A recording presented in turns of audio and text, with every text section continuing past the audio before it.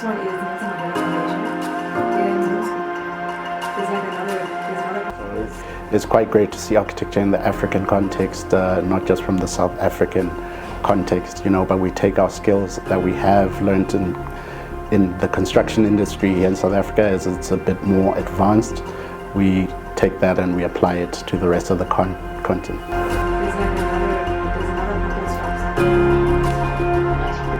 Cheers, guys. You can stop there and walk there. And it would be an extra cost. It would be too long to run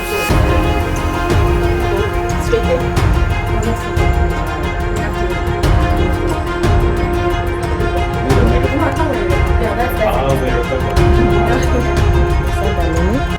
I'm a professional architect. I've been with Crux Architects for over 3 years now, but with overall experience of maybe 12 years in the field. But my main focus here is within the data centers field, which is an emerging market within the world and specifically in South Africa, which I'm very excited about. Our guiding principles are empathy and curiosity, and you can see that within the work that we produce, but also within the environment. We have such an open environment. We are serious when we need to be, but we also have fun things that we do within the office. One of which is tomorrow we have a bus tour, which we are quite excited about because in as much as we work hard, we play hard as well. If there's just a decision. Okay, I'll say what you should say.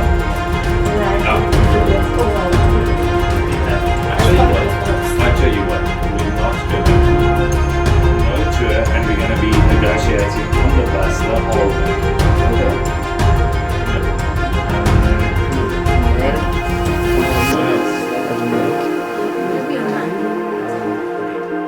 Hi, I'm Sheila. I'm originally from Uganda and currently working at Crux Architects. So I'm a professional architect, and at Crux I'm in the role of design architect.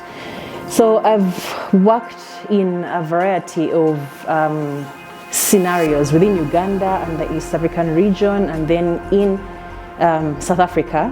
And I like working at Crux for all the reasons the rest of my teammates have already mentioned, or the dynamism and the flexibility. It really probably is the ideal place to work. And it's even better because in most of our projects are actually like Africa-wide, not necessarily just South Africa.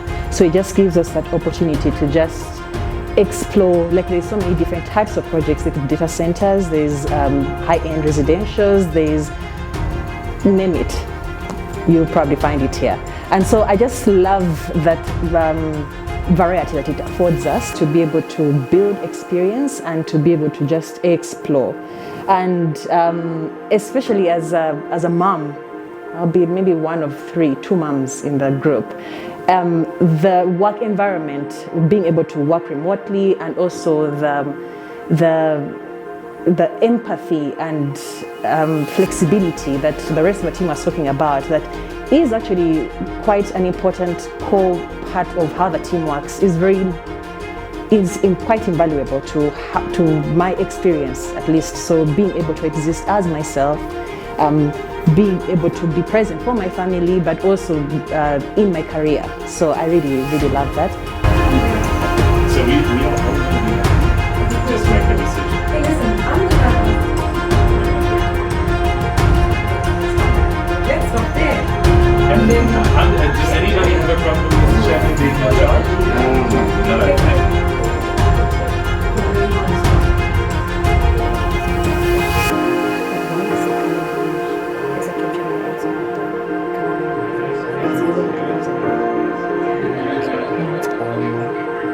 Okay. I'm Shannon, currently an architect at Crux Architects Africa. I have about 2 years running of experience, mostly in high-end residential and hospitality and lodges. That's my forte, and hoping to build up that forte higher. What architecture means to me is primarily the act of practically providing comfortable shelter for human beings, which is what I try and always think about and then centered around how we can be more conscious to everyone around us and the environment. So personally, that's primarily what I view architecture as. Okay. How did I get into architecture? Was completely by accident. I firstly started off studying engineering for 2 years, and then thought this was so not creative and sending me into depression. So I just walked around the campus of university and found the architecture building and decided from there, this looks more fun, and the rest is history. Yeah. Hi, my name is Ashley. I'm a professional architect. I have about 6+ years in architecture. My experience is within high-end residential as well, but I think working at Crux, that has grown into offices and other buildings.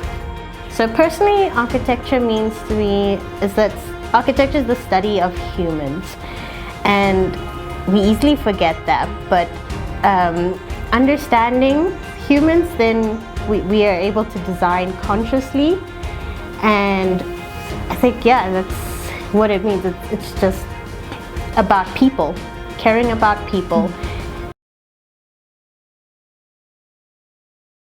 Hi, Henning, how are you doing? I'm good, thank you. Thank you. Welcome to a cold evening in Joburg. Thank you for your time. Thank you for welcoming us, and thank you for receiving us well. Pleasure. Nice. I like Yes. that. I like that idea. Let's start with this. What is your biggest architectural pet peeve? Pet peeve is architects who are arrogant and architects who complicate things, who mystify the design process, who make it sound like it's magic. That's maybe architects. My biggest pet peeve is bad buildings that really are badly proportioned, like there are so many of them. That's definitely something to tick somewhere. What would you say as like the best piece of advice that you ever received? The best piece of advice I ever received was at university from Pancho Guedes, who was then head of architecture at WITS. And he simply said, you can always close a door, you can't always open a door. So it's the best piece of advice in business is always follow opportunities and always find out whether you want to say no to something before you say no and you haven't seen it. There are too many architects that are choosy about the work they want to do. And in my little bit of experience, those are often the architects who go hungry. So the best piece of advice, go through the door, see what's behind it. If you don't like it, you can say no later, but say yes at the beginning. You can always open the door, but you can always... You can always close the door, but you can't always open one. Yeah. Yeah. Wow. Okay, that's a big one, because sometimes someone can always give you opportunities, or you can always, find opportunities somehow. Yeah, I mean, you need to be open to people. So there are people that are going to cross your path. Yeah. They can be clients, they can be a co-consultant, they can be somebody who works with you, they can be a business partner. So opportunities are one thing, but people are also doors. If you say yes to a person, every person has a network, every person has reach in their community. So if you refuse to engage with a person for whatever reason, maybe you just believe you don't share beliefs with them, or maybe if I'm working in East Africa, they come from a different tribe, so I don't want to do business with them. I think you end up closing a lot of doors. So it's doors to opportunity, or the window of opportunity is this nice English word. And we always believe the window of opportunity is a thing that's closing. That's what we think when we hear that term. The point is to open it. I don't know if that helps. Yeah. Can people also be keys? Yes. Yeah. You have key people. You can sometimes only get to an opportunity as a designer. Let's say design in the broad sense, we are architects, but sometimes you need people to unlock things for you, a cultural space, a access to a person, a way of working, a way of thinking, a way of talking. Yeah. No, that's a big one. That's a big one. Something most people don't know about you, but would be surprised to know or learn about you. Oh, don't know about me. I used to play the piano when I was in high school, but I hated it, so I don't talk about it, so most people don't know. I really like fire. I love fire, and I go to this festival called Africa Burn, and fire really makes me happy. So that's what lots of people maybe don't know. But what about fire exactly?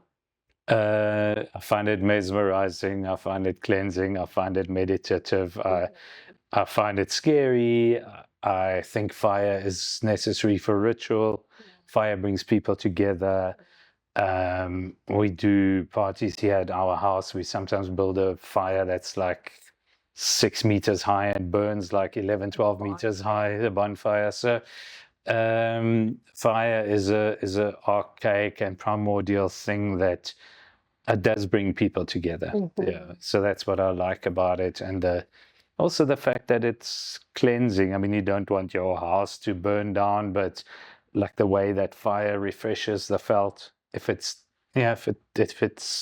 natural fire, the way that it refreshes seeding and clears the bush and renews. It's a force of renewal. There's many dimensions to it. But I've been fascinated by fire from when I was small. I used to run around in the hills of Joburg and set things on fire all the time. Yeah, it is fascinating actually. Make a fire and try and keep control of it. Your journey into architecture, right? You almost stumbled into it. I don't know if it's a coincidence or you would say it's fate. I don't know how you would put it, but you almost stumbled into it. And then what eventually led you to commit to it was your fascination because of how you grew up around Joburg construction sites. So it's a story that I've learned to tell. So it's a real story, but it only came to me well into my career. At the time that I chose my career, it wasn't that clear. My father wanted me to be a lawyer. He wasn't a lawyer, but everybody in his father's line had been lawyers for generations. So there was this hard push for me to become a lawyer, and I wasn't keen. Just didn't sound exciting to study.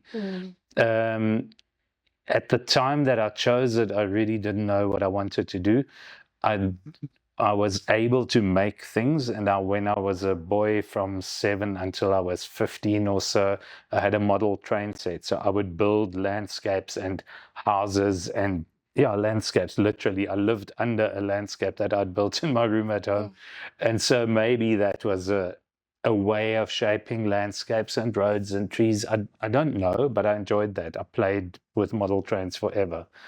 It's a weird hobby, but there I was. I got this train set for Christmas when I was 6 from some people who immigrated. And then many years later, once I started practicing, people started asking, how did you get there? And then I started remembering going into town with my father when I was small. He would take the municipal bus. We didn't have a car, or we didn't have a reliable car. So I would go on a Saturday morning, often with my father, on the municipal bus into town, into Joburg. We lived in Melville on the western edge of town. And my father would go for errands to pay bills and to buy bus tickets and, do things that you do when you run a family on a Saturday, doing chores. And I was very small and I had short legs, and my father was tall and he walked very fast to get his things done. And he would leave me at building sites. Like building sites were going, people were building on a Saturday. There's always somebody who's late. And in the 1970s, when I was 5, 6, 7 years old, maybe, the building sites used to have the building site fences, the hoardings around them made out of corrugated iron had holes cut into them at this height for adults and at this height for children, or this height. And you could stand there. My dad would put me there with my head looking through one of these holes and say, don't talk to anybody, don't take sweets from strangers, don't leave. I'm going to be back. And he would leave. I don't know for how long. It probably wasn't very long, but it seemed like forever. And I would watch construction sites. And I was fascinated. Like a little boy, there's all these men doing things. So it must have left a deep impression on me. And every now and then my father would, on the way back, he would say, what did you see? We would talk. And then he would sometimes explain when I asked him what a piece of machinery would do, or I would see a guy welding and my dad would explain how it works and tell me not to look into the light. But every now and then he would say, there's one person, you see all this activity, all these people, there's only one person who knows what they all do, and that person is an architect. So when I chose my career, that wasn't conscious. But later on, when people started asking me, I started remembering this story. So it's a real story, but it wasn't there consciously in my mind. At that time. Yeah. So having gone through all that, and then now with the experience that you have, right, what would you say architecture is beyond, textbook experiences, textbook explanations and all that? Now that you have this much knowledge and experience, what would you say it is? Well, I mean, the practice of architecture, being an architect, is an act of communication. So what we do is we are communicators. So what we do is communication. We go into a setting, an opportunity, a place, a briefing, a meeting, a client's house or piece of land, and we look at a problem, or somebody explains a problem to us, something that they need solving. And at that point, you have to communicate to properly understand what is in your client's mind and in their world and on the land. So you look, you analyze, you see, and then you take all this information that you get from a new project opportunity, you put it on a layer with all the other information that's in your head, experience, learning, books, inspiration, whatever you've learned as an architect, I've learned as an architect, and you come up with a solution and you communicate it back. You try and sell it, which is an act of communication. And then you use the languages other than spoken language to the language of drawing, the language of writing, specifications, technical thinking, synthesis, assembly, analysis, synthesis, assembly, packaging, communication, to cause other people to do the thing. You asked me earlier what my pet peeve is. Yeah. I hate it when architects say, I built this building, or when people say about me or another architect, like Norman Foster built the Hong Kong Shanghai Bank. No, he didn't. He was the architect. Architects don't build buildings. A few of us build with our hands. But we cause people to do things. So we are agents always for somebody else's vision. We are agents for somebody else's money. We are stewards of the environment. We should have responsible knowledge about what not to do. And so we take care of things for other people. So we cause things to happen. And in order to do that, we have to have quite good communication skills. Drawing, speaking, analyzing, smelling a room, knowing what not to say. We have to be like Peter Rich, who's very well known, who was one of my lecturers and is still a kind of a good colleague and sometimes mentor, said to us in second year at university, we were all in studio one afternoon and we were all like wanting to be architects, and we went up to Peter and we said, Peter, what do you really do? Like you are an architect. What do you really do every day? Like, we want to know. And he said, I'm a chameleon every day. He says, I get up in the morning and at 8 o'clock I might be with a house client in Westcliff and I'll be like the green chameleon.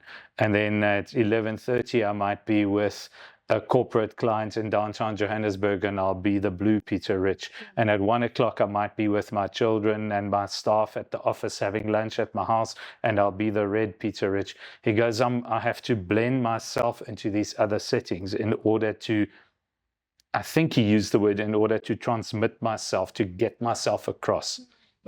And that left a deep impression on me, this idea that I think we can be really successful if we can adjust to the setting that we are in, smell the room, bring our skills to bear on a situation, add knowledge and experience, try and convince. There's always a bit of selling, like when I say selling, like encouraging somebody to join me in believing in an idea or a solution or a thing or a elevation or a color or whatever it is.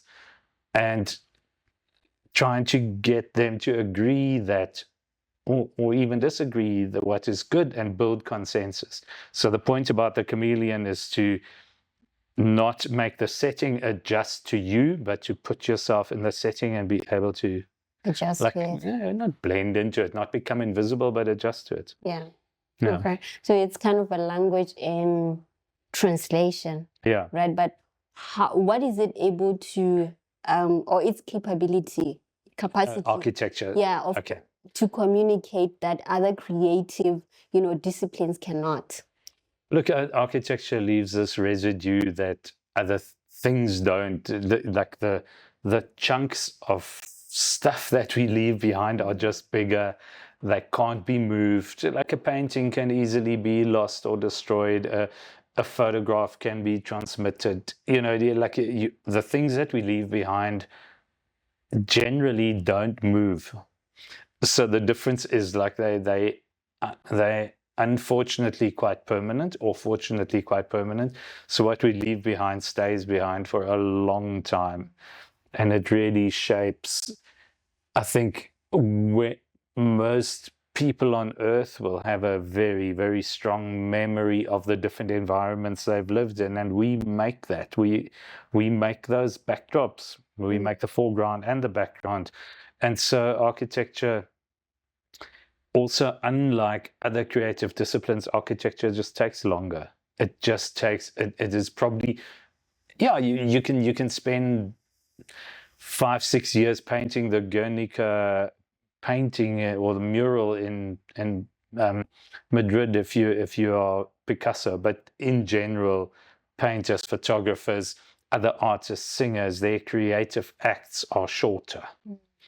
Yes, Mick Jagger can sing the same song for 40 years, but every performance is a new creative act. The time aspect of architecture really sets it apart. It makes it problematic. It limits architecture in many ways. You can't express yourself instantaneously, hardly. You can't, the decisions you make today are implemented 3 months, 3 years, half a year, 12 months later, or maybe never implemented. So it's much more, it's much slower, and sort of by the time a new building is finished, to the architect, it's almost old. So, and that maybe like the time that's embedded is really, it makes it quite beautiful, and that's why it's more permanent. I think there's some kind of balance. Yeah. Speaking to permanence, right?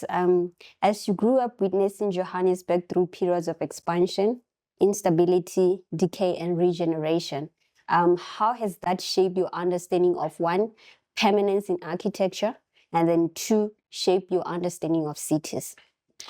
Sure. Joburg is really a bit of a Wild West town is the wrong word. It's a bit of an architectural zoo. Yeah. Joburg is undeniably about power and money and architecture. Whether you are on the powerful side or on the disempowered side, Johannesburg is a hardcore exploitative gold mining town. It's a mining town. It's an extractive place. It's hard. I'm not saying these are great qualities, but I believe that every city has a DNA. Every city has a certain nature and a certain, comes out of its history, comes out of the people, the culture, the people who've passed through it, the wars that have gone over it, the founders who came along, the cultures that shaped it. So what has Joburg taught me about cities, I think, is to appreciate those cities that are better planned and had more history and more thought, because Joburg is really not that old. It's by now 140 years old, which is not a lot. Founded in 1886, and many of the pieces of land have been built on multiple times. This is a story about the city center of Johannesburg. But even in Sandton, which is like 5-6 kilometers down the road, many pieces of land have been built on more than once in 50 years. And so Johannesburg is a city that chews itself up, that chews architecture up and spits it out. Johannesburg has always had powerful people. It's also always had exploited and disempowered people, but it's been a city of inequality from the beginning. You don't get a mining town anywhere in the world that is a just and gentle place for its people. So it's an immigrant city. The amazing culture, or the amazing DNA of Johannesburg to this day, is that it attracts people. Maybe not on the 30th of June last week, but we are an immigrant city. And so Joburg has always been a welcoming city with the carpet rolled out for fortune seekers. And I mean, it really is only a half romantic idea. With that becomes a headspace of taking and benefiting yourself. And again, we can analyze that and go, oh, that's colonial, that's bad, that's but it is, and it's happened, and it's already like the blood has been spilt, the life forces have been lived. So Johannesburg is a hard place, and it chews architecture up very quickly. So for example, as a Joburg architect, I'm not particularly precious about my architecture. I take it seriously. I work hard at it, but I don't have a crisis, especially not about it being around for 100 years or 200 years. There's no way. Like the buildings that I design most of them will probably be destroyed by the time I'm dead. I mean, I'm now 58, but really I think Joburg has this fast-paced thing. And when Johannesburg architects go out into the world, my previous business partner always used to say, when we go to Cape Town, we are like pirates. We like come into town, we get off the ship, we do our stuff, we take ideas, we take inspiration, we do a job, and then we leave. And so it's quite a nice picture. Again, I'm not saying that's everything, but Joburg has an incredible economic force, has had. Always. At the moment, it's going through a really dark patch, but we collect ideas and we filter them through and we put them back out there. So people bring their cultures to this place and we export them. So it's a big marketplace for ideas. I suppose history plays like a huge part in understanding architecture. Yeah. Right. So what would you say? Can we reconcile or reconstruct, the architectural history that has been partially lost, right, or erased or non-existent? Or if we at all, do we need to do that, reconcile and reconstruct? I must say I'm not into that. I think for other cities this is important. For other architects this is important. I think in Joburg, architectural history almost erases itself. I don't think we should either erase, and I don't think we should reconstruct. I think both of those are unnecessary in a city like Johannesburg. In a city like Berlin, maybe that's different. Maybe in Cape Town it's different. Maybe in Gaborone it's different. I find reconstruction problematic. I think one of the most perverse projects that I'm aware of in the world was in Berlin, which is my other favorite city after Joburg, where they literally reconstructed the Renaissance palace of the Kaiser times, or before the Kaiser times, in the middle of Berlin after the reunification of Germany, and reconstructed a historicist building from scratch at huge effort into the middle of the city when there's absolutely no good reason to do it other than a couple of sensitive people's historical nostalgia. So really, what are you proving? But again, you know, there's lots of things in the world. You can do lots of things with money if you're the government of a state or a city, but why on earth would you not live in the present and build what is now? I'm not saying that now is the best thing, but why wouldn't you do what is on your plate, in your life, and comes off your time? Why would you go back and reconstruct? I don't get it. I mean, I understand intellectually, but I cannot identify for myself with spending my life force on reconstructing a previous thing and pretending history didn't happen, or after a war rebuilding streets. Not my thing. But again, for other people, great. So I don't think I don't think, like, if that work has relevance for you, do it. I'm not going to judge you. I'm just saying I'm not going to spend my life force on that.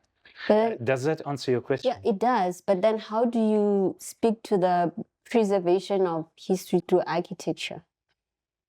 Look, in some places, in some cultures, in cultures that have the wealth to do so, by all means do. But it takes a lot of resources. So it's fantastic. I love going to Paris. But I mean, I'm not paying for it. I'm not a taxpayer.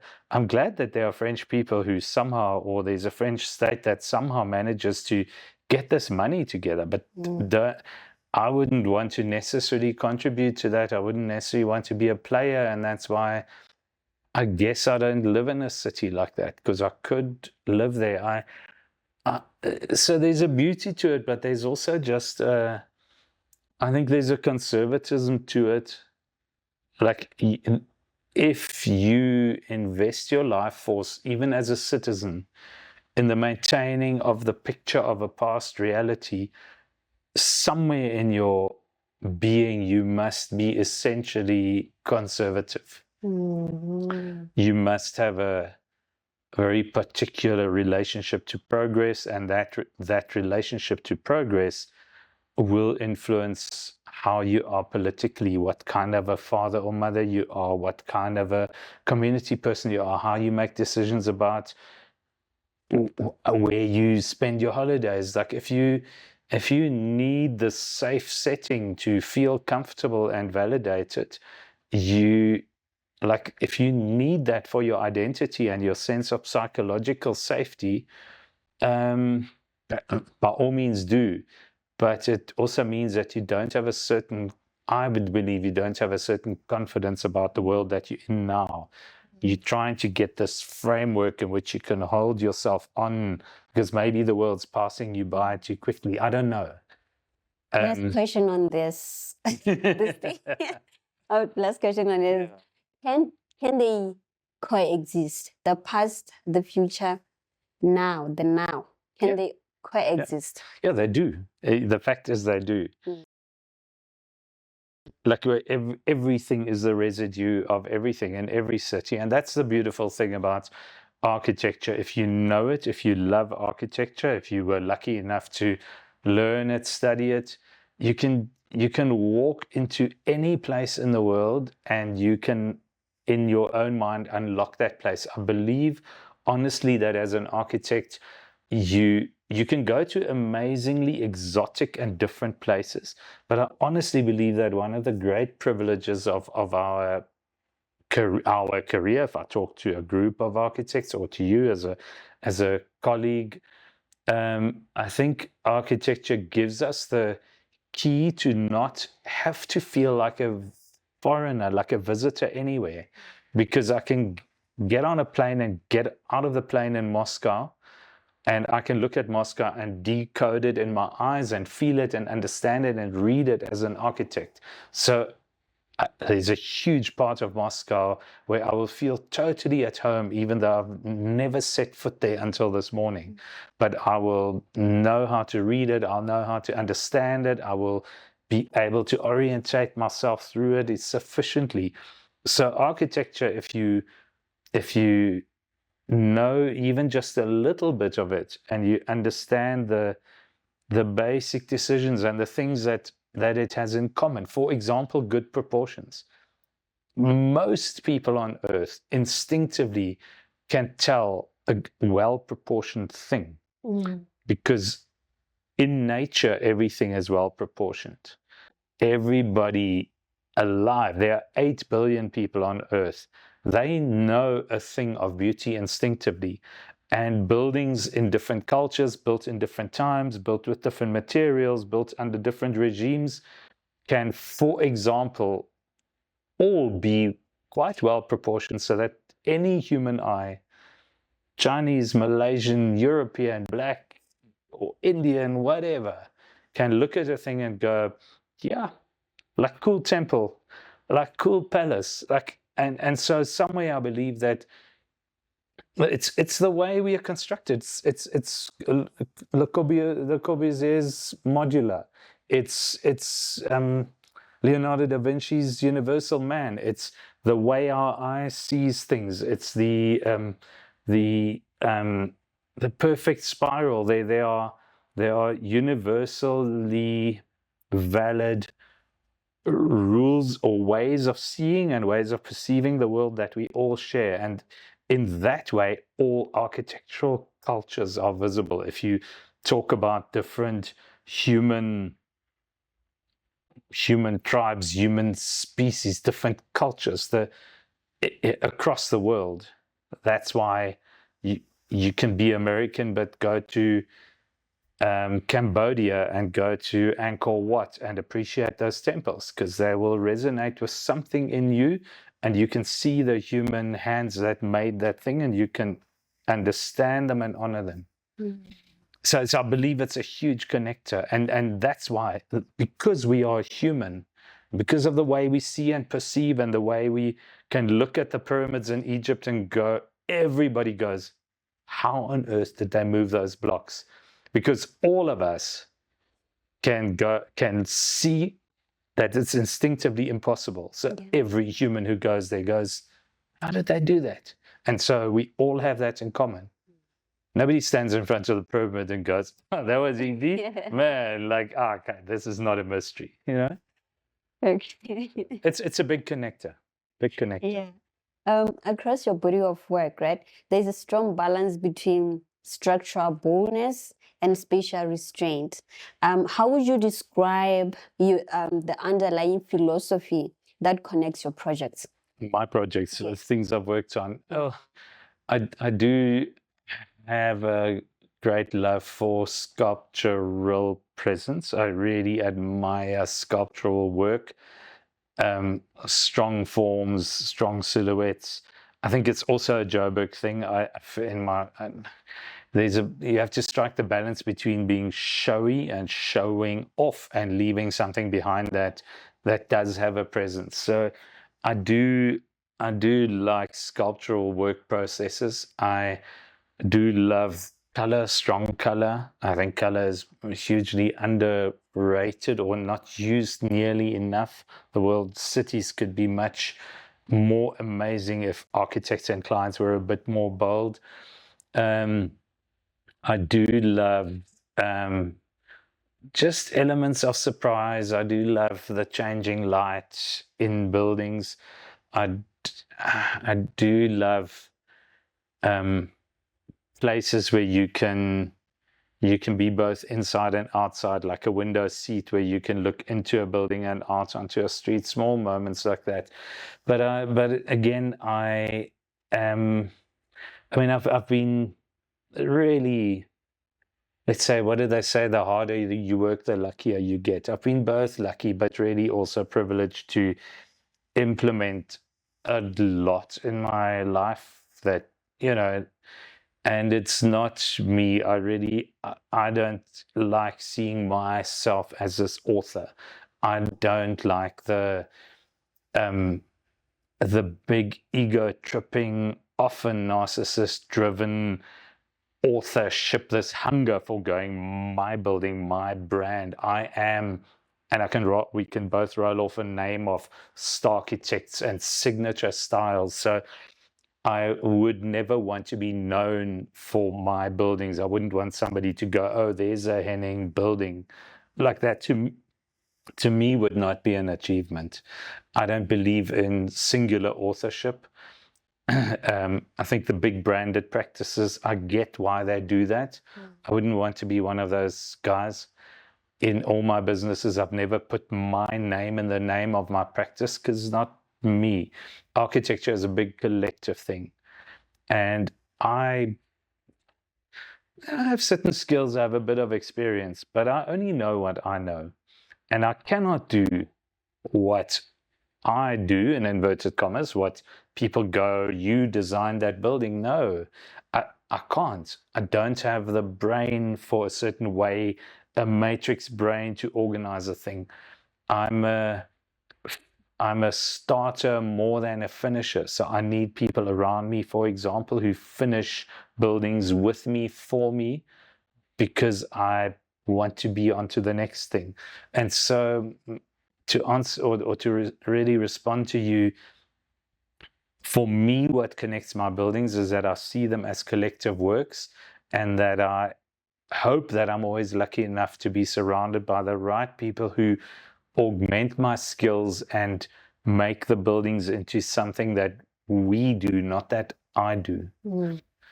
Yeah, life's too short. We're all limited. There's nobody who can cover all the ground. I mean, there are astounding architects who can lead fantastic visions of completeness. I mean, in this month, Gaudi's Sagrada Familia in Barcelona was finished. Okay, there was a vision. But even so, Gaudi died. It's just his vision was strong enough that other people implemented it, let's say by consensus, in the way that he had envisioned it. And there are other amazing works of architecture that have this signature presence or style, as we would call it. And that's admirable. It's not what I've aspired to. I don't wish I was that person. I can honor the people who do that. I can admire it, but that doesn't mean I aspire to it.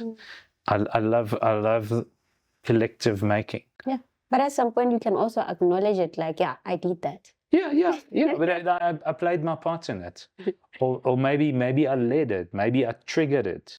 I can go, I triggered this idea. But God, there's so many points of contact in the making of a building.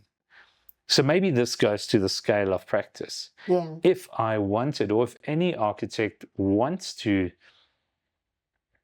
say that they authored the whole thing, they will no doubt work to a certain limiting scale. Because you cannot be everywhere. You're just going to run out of time, or it's going to take 10 years for you to be everywhere and go, I designed this, I designed that, I chose this table. Like, how are you going to... Yeah, I think we'll get into that, deep into that as we go. As we go on. Maybe you can talk a little bit to your creative process through designing, how you go about it. Do you start off by, conceptually thinking spatially or structurally or materially, or how do you just go about your creative process? Look, there should be an ordering grid of some kind by the time you start drawing a building. By the time you start drawing a building, you must have done a few other things, though. At the moment, how we try to work in my now practice, Crux Architects, is that we try to build consensus by talking through a project. It's a thing that we've been trying for 3 or 4 years, and we're pushing it quite hard at the moment, is get everybody together who's going to work on a project, 2, 3, 4 people in the beginning, and almost in a workshop setting, talk the thing through. By the time we sit down, we know, we have probably looked at the piece of land, we probably know the client enough, we kind of know what the thing will be made of that comes from where it is. You have a more or less an idea. You might know that it's an airport. You might know that you're working for a contractor who's going to build it, and the contractor is your direct client in our case. And then we try and talk the thing into being. Maybe I lead that discussion and I say first where I think we should start.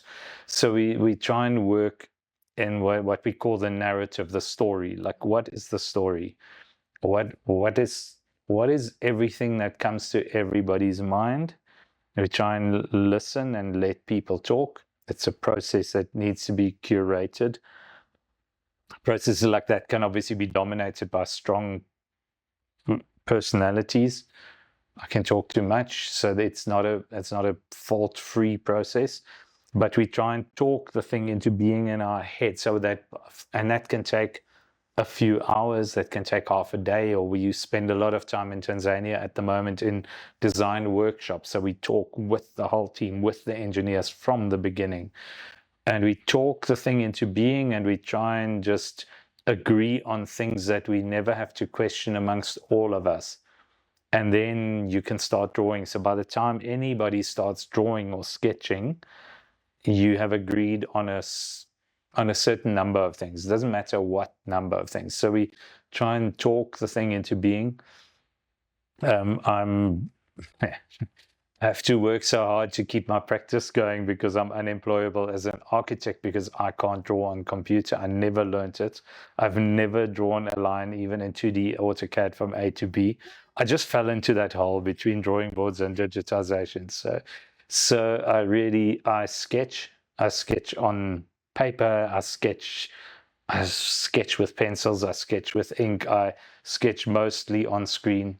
We do large chunks of buildings during Zoom meetings on sketches. So somebody draws a piece of it on mostly Revit. We put it on screen. We get people into the room or on remote calls. Some of our data center projects have people in 7, 8 countries working on them. You put the thing on the screen, you draw over it, you sketch over it on an iPad, you take the screenshots, you send them out immediately. You're on your phone, you're WhatsApping while you're talking. While my team is talking, I'm snapshotting the screen with my phone and sending WhatsApp pictures to my client who might be in another meeting to try and get instantaneous feedback. So while we are talking through an option, I can send a section of the building, take a screenshot with my phone, mark something up, send it to my client going, we're working on this now. Have you got a minute? What do you think? And my client can go, thumbs up emoji, and I can say to my team, clients has already seen it. So it's at the moment, it's a very instantaneous working process. Like all processes, it's not perfect, but I sketch every day. I sketch all the time. I just don't create a single production drawing. I still check drawings, I read line drawings, but Henning, have not drawn in my entire life of practice a single production drawing that's left my office. Oh. Just haven't. My office. I worked for 2 years, 3 years for employers, and there I did production drawings. But and as I said, I'm lucky or not, but I sketch, but I don't put dimensions on a drawing. I've been lucky enough never to have to do that. Yeah, but also that's like the quickest and easiest way of communicating. Like instead of waiting to go draft it and then come back and how much are you designing the building versus designing its urban impact? Sure, you're talking to a Joburg architect, and urban design is never the biggest thing in Joburg. So we are quite an anti-urban city. So it's not my strongest point, honestly, because we work often in relatively remote sites. Like we often work not close to other buildings. A lot of my work, at the moment, hardly any of my work is in South Africa. So we often have remote sites where the building is the first building or there's very little around it. So from the type of practice I've wanted to build, I put myself in non-urban conditions. Even where there's a master plan, you're standing in the middle of a piece of bush outside of Nairobi and Tartu City, and you look at a master plan done by a SOM in London, and you go, right, there's going to be a city here in 15 years, and somebody in London has drawn these perimeter blocks that are like Berlin, but you're standing in a piece of bush with a sand road. And I remember going to a site visit at Tartu City. worked on a part of the master plan, but somebody had just hacked this huge Python. So we were standing there talking about these 6-story perimeter block buildings like London and Paris style, and this worker walked in with a punga and this 2-meter Python over his shoulder, which he had hacked like there. And you kind of go, like, I really have to imagine this urban thing. So I think because I like sculptural architecture, we really try and see the thing as an object. I try not to place objects in a row of buildings that don't need an object.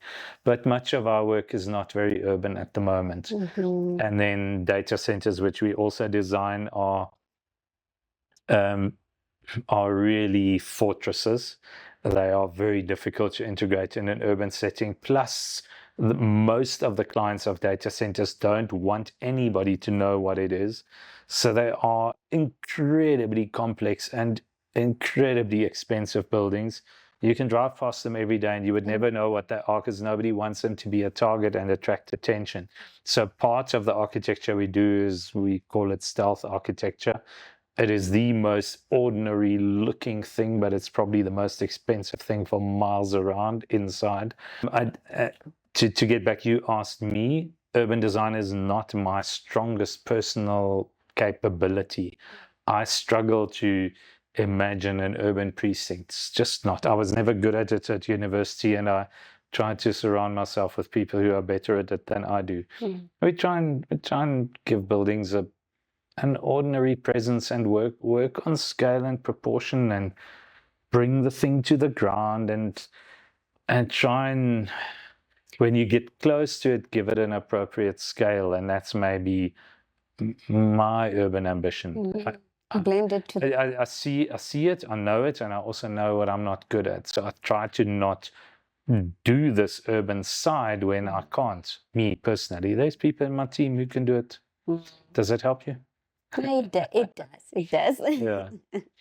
Because sometimes, you can't always build like singularly. You have to think of the context of how everything is going to come together. Yeah. Your projects often involve commercial realities, budgets, and large-scale development pressures. How do you protect architectural integrity within highly commercial environments? Yeah, you have to understand the success ingredients. I think there are different clients. There's many different clients, but there are clients in commercial projects who define a reasonable or unreasonable budget, unreasonably low, and want you to spend that budget. So the good clients are the ones who give you a budget that is negotiated, agreed, and reasonable, and expect you to spend it in the best way. Those are the good clients. The not so great clients are the ones who set a budget but expect you to underspend it. So a budget to me is a mandate to spend that budget. So if you give me 100 million pula, or 50 or 5 or 500,000, what am I going to do? What is the best way of spending that? But don't give me 50 million pula and then pat me on the back if I only spend 44. Because why did we agree on 50 million? You either had a business case for 50 or you didn't. Or you can tell me that the budget is 50, but that my job is to underspend it so that I know what to design. But what we shouldn't do is pretend that something is one thing and then cut it to pieces until it's another, and then either fight along the way or pat ourselves on the back. Because if the business case says you can spend 50 and you're going to make X money, then let's all get out of bed to make that X money. So you asked me how we control that. If we all agree with the engineer and the QS that we're going to spend 50 million pula and we're going to make an X% return, then let's do that. Because it's easy to spend 48 and make that slight margin more, and spend 46 and make that slight margin more. But it just proves that you can cut a thing to the bone. Eventually, nothing in the building is finished and you make a lot of money, and that's just greed. So I think the consensus building is important. Knowing different clients have different different combinations of success factors. To some clients, it's very important how the thing functions in a city. To some clients, it's just not. So you need to smell the room and see what agendas you want to bring to the table. You can't, in a properly commercially driven building, you can't win on all corners. You can't put the design effort anywhere. You're probably not going to get paid enough to design everything. But there's also just parts of a building that will be ordinary. What I mean by ordinary is don't try and make them complicated. Don't try and turn them into something that you haven't got the money for. Because if you try to get something approved and built and then your client didn't have the money or the project didn't have the money, it's going to show, and that's when you become a bad architect. So let the ordinary parts be ordinary, but just proportion them nicely, like, make some good basic choices and then be happy with like the side of a building, a certain corner. And the rest is sort of just knowing, and that does come with experience, is knowing where to apply your effort, because you can't be everywhere. In commercial buildings, you can't be. If you do an art gallery for Guggenheim Bilbao Museum, you can put the design effort everywhere, but that's not every day project. Yeah. When you look at rapidly developing African cities today, where do you think the disconnect begins between growth and meaningful placemaking? Sure. The question is, who is the client? Who's the client of the thing outside individual property boundaries? Where does the glue come from? What, we can say the government didn't do stuff for us. Look at the suburb I'm living in. I was shortchanged by my president, but it's not that easy. Like, we have an obligation as citizens to be demanding. I think in Africa, including South Africa, I think there's a long history of disempowerment. I always say that the mere concept of having a choice is a privilege, and there's probably, I don't know, I'm guessing, but there's probably 3.5 billion people on earth who properly, of the 8.5 billion, who properly would not don't live a life where they believe that they are agents who are allowed to demand anything about the environments they live in. So there's masses of people on the planet who have no agency in what gets dished out to them, where they are forced to live, the only places they can claw into. And so I can talk to you about we should be demanding citizens. But that comes from a privileged white boy who grew up believing that you had the right to demand anything. If you grow up disempowered and as a peasant, as we would call it, to use a dismissive term, somewhere in rural China or India or South Africa, what would you even know about? You don't even conceive that you have the right to intervene in your world.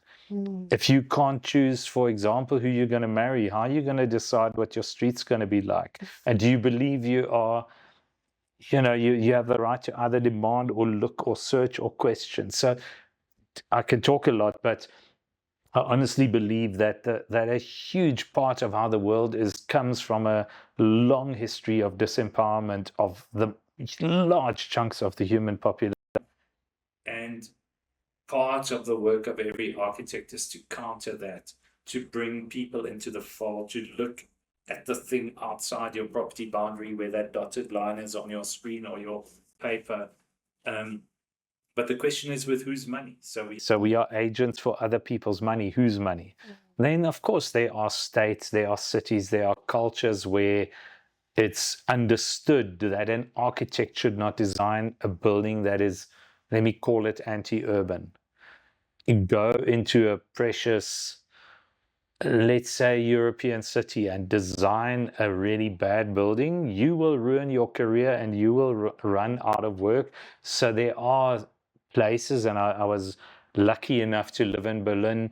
If you do a high-profile public building, let's say a mixed use office shop building that is ugly in Berlin, you might get it built, you might even make money, you might make your client happy, but you're not going to hear the end of it. The citizens are going to hate you, the media are going to hate you, people are going to hound you, you're going to be laughed at by your colleagues. So I call this the supporting culture under architecture. We spoke about it earlier when you guys arrived here.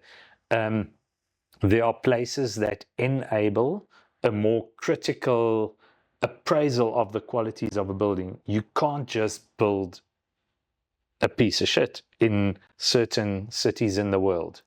And so with that comes the need from the beginning to project yourself. The planning commissions you have to get approvals from in London, they will tell you what your building looks like. Your average architect in London is disempowered, okay, like is on his or her knees in front of the planning commissions, who are often populated by non-professional people or bureaucrats who tell them what their proportions will be, what their material will be, how high the building is, what the angle of the roof is. I worked in Berlin, I saw that. I also saw as a student in an office what it's like to be a disempowered commercial architect working for a city administration that has a rule book and a big whip and a political clout. So there are so many layers where this happens. To African fast-growing cities, like who makes the glue? It's often engineers, it's often nobody, it's leftover spaces, it's the result, what did our lecturers call it at varsity? Slope, space left over after planning, SLOAP. It's sort of, who's responsible and where does money come from? Where do taxes go? Which ministries, which city departments give a damn? Does a city have a development guideline? Does it even have a town planning framework? I mean, cities grow in Africa at one hell of a rate. Yeah. I go to Nairobi, I get into a taxi, I drive 40 kilometers out of Nairobi, and in the middle of nowhere are these Tuscan villas, what we would call Tuscan villas in South Africa, these double-story houses on 400 square meter plots in the middle of nowhere, like 12 kilometers from the closest road intersection, and people are building these la land gated communities. So it's horrendous out there. But again, I can say it's horrendous for the object in space, kind of desolate. You want to cry. But again, it's somebody else's dream house. Can't go, don't do that. Some family is investing its whole life force in this thing. That I, as a privileged guy with a bit of a European background from my father's side, I mean, my mother was from Namibia. She grew up in the desert where there's nothing. My dad came from northern Germany. So in my DNA and my nerve memory is sort of desert and European trade harbor cities. So I must say I don't struggle with weird settings where buildings are in the middle of nowhere, but maybe that's because of what's in my DNA from my parents. Other architects struggle with that. But the urban thing in fast-growing cities is difficult, because if the state, be that a city state or a provincial state or a national state, doesn't care and doesn't plan, if there's no culture of planning, it's just going to be horrible. It's going to be pieced together. It's like northern Johannesburg, where the gated communities are. The roads like are wide and then they're narrow and then they're wide and then they're narrow and then they're wide and then they're narrow, just because individual developers pay for only 15 meters of road widening. And so when you drive along, it's just the result of nobody giving a damn, and it's pretty horrible. I mean, parts of Joburg are really ugly. Parts of a lot of cities on the continent are really ugly. Parts of cities on the continent are amazing. Yeah. But the fast growth is, I think in many places, it's not planned for. Yeah. I was going to ask, now that it's growing in that way, rapidly, more than some of the public spaces that are being designed and everything. Yeah. Now, how does that affect, or what does that reveal about the future of social structures in our cities. Sure. Because we have those private gated estates and all that, but then public spaces. I think there are two, there's one, I think, condition. It's like a way that we collectively somehow ended up on this continent, and I definitely include South Africa. South Africa has a self-perception of itself as separate from the continent, but I think right now we're learning that we are connected to this continent finally. But I really must say, I'm born here. I'm an African. I'm a white guy, but I was born here. This is my home. I think we are terrible as a continent collectively at systems thinking. It is really not something we do well. I don't know if there's a country that gets it right. We function in silos. We don't share knowledge. We don't learn from precedent. We don't look over the fence. I think people who make powerful decisions about cities on the continent don't travel enough. They don't get around. I think there's far too many clients in Africa, clients that I meet, who go to Dubai. I mean, you asked what does it mean? What happens afterwards? What does it reveal about? What does it reveal? It reveals exactly. It is the way our cities end up across the planet reveal almost everything about how we live collectively and the so-called social contract. And there's parts of that in every city that are great. There are parts of Dubai that are amazing. There are parts of it that are done with love. But the initial driver was the invention of a vision, a singular vision in the middle of nowhere, subsidized by low oil prices, and enabled for globally mobile capital of a certain era to pour itself into a dream. And here are all these empty skyscrapers from investor clients who don't live there. And so the beauty of Dubai is that it is so truthfully itself. And the beauty of Paris is that it's so truthfully itself. The beauty of Gaborone is that it's so truthfully itself. It had a center and then somebody made another one. And so there's this tussle and there's that new center and that force and that story, and that'll be imprinted there forever. I mean, you can't even say it's good and bad. It is, and it's betrayal sounds like a negative word. It betrays, it shows everything. And because it's so complete and because it's so difficult to glue things together over kilometers, when something goes missing, you also see that it's missing for kilometers. Like if you build a new residential suburb and somebody forgot the trees along the pavements, they're not going to appear. Like you either have either part of the vision and somebody planted 2,000 of them, or they're never going to appear and you're going to have bare streets without shade forever. Does that help you? Yeah, we could probably say the fragmentation comes from who we are as a people. Yeah. Okay. Yeah, we do make the bed we sleep in, even if we disempowered people, even if we disengage, in the way we litter. I mean, you don't, like in the way we just throw stuff out on the street. We make that.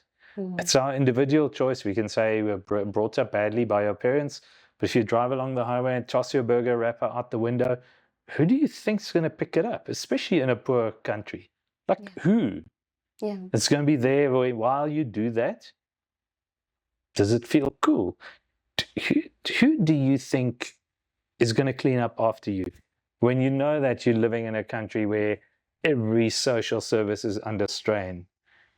So maybe in Germany, throw your paper out the window. It's still bad citizen conduct, but I'm sure there's a department full of fancy vehicles and people who will pick it up.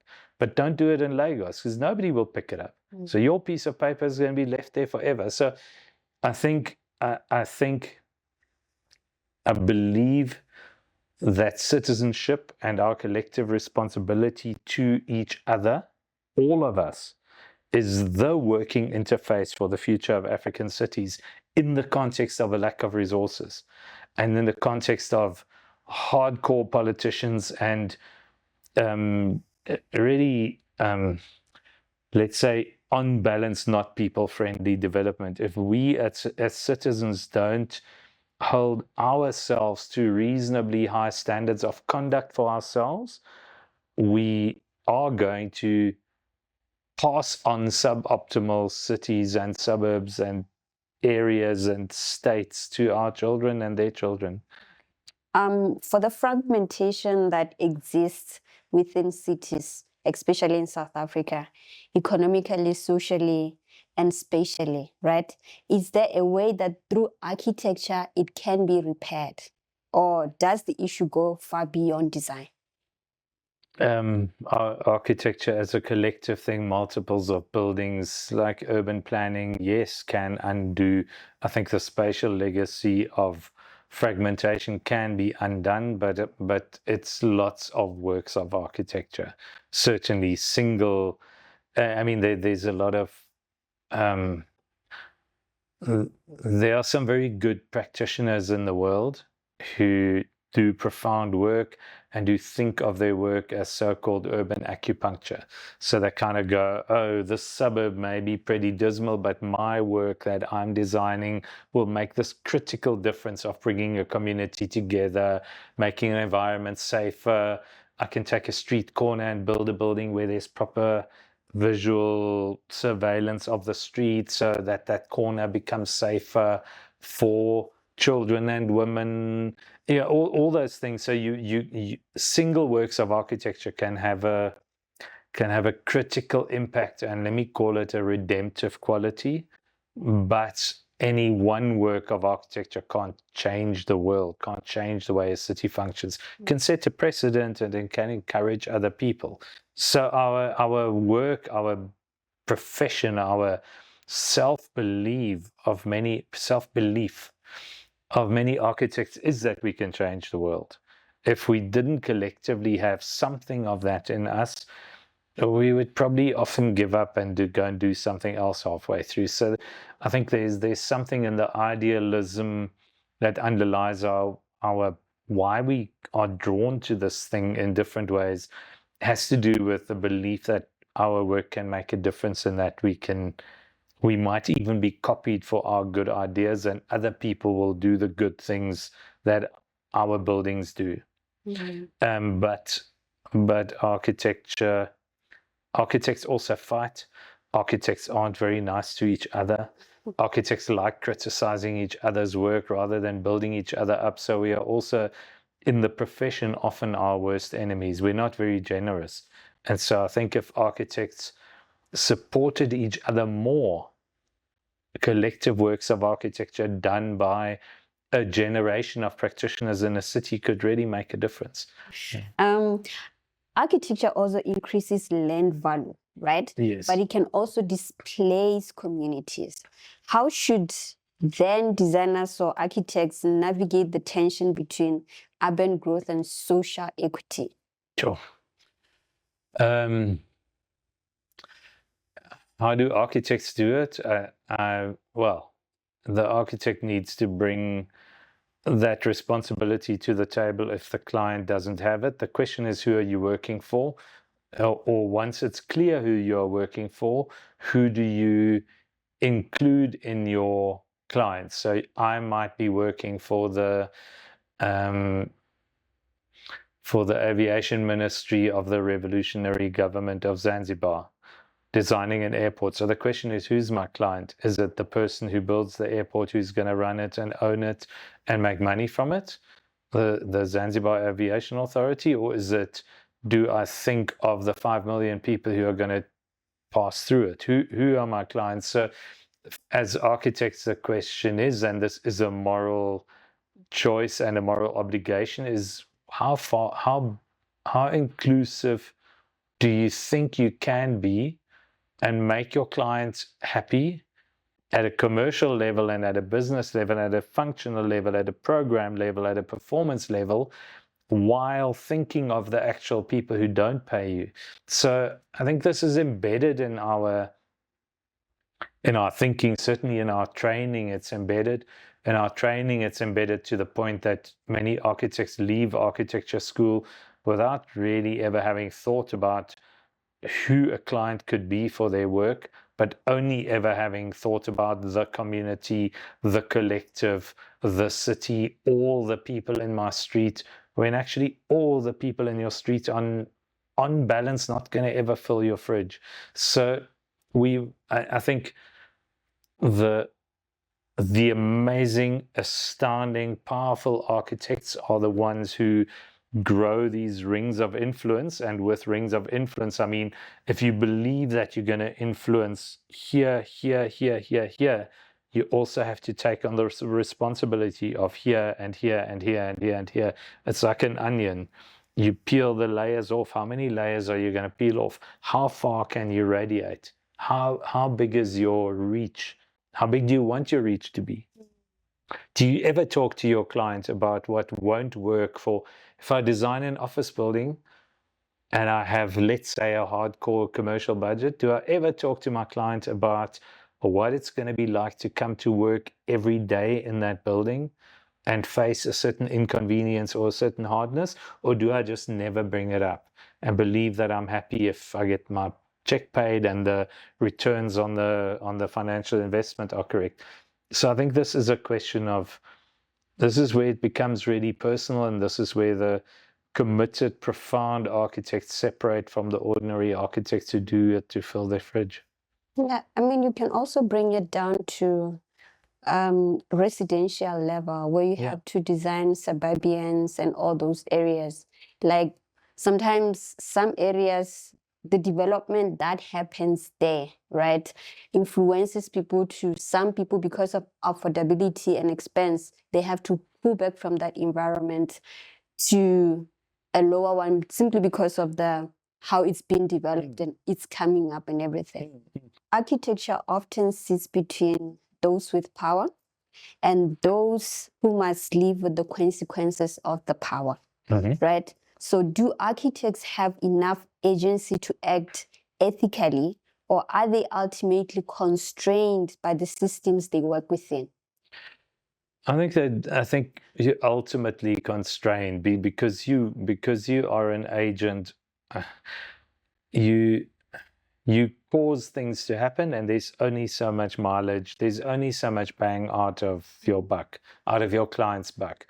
You can stretch and stretch and stretch your budget, your ambition, but essentially you're going to run out of mileage. And what is ever enough? It's like designing a building, and you might have 4 weeks or 4 months or 4 years to design it, but you're still not finished. Maybe with a house, after 4 years, you should be finished. But the continued pursuit of excellence is about not starting to use your constraints as an excuse to keep on pushing.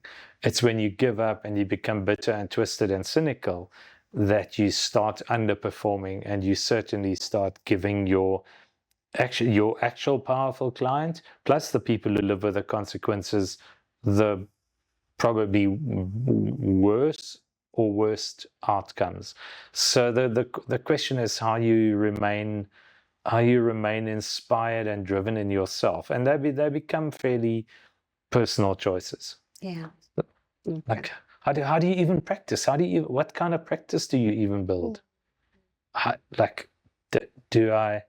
Do I have to drive these kind of let's call them values every day, or do I build a culture where everybody drives them? It starts there. Like who gets out of bed to give a damn? Yeah, I think sometimes that's why some designers and architects choose to go the social direction instead of the, Yeah.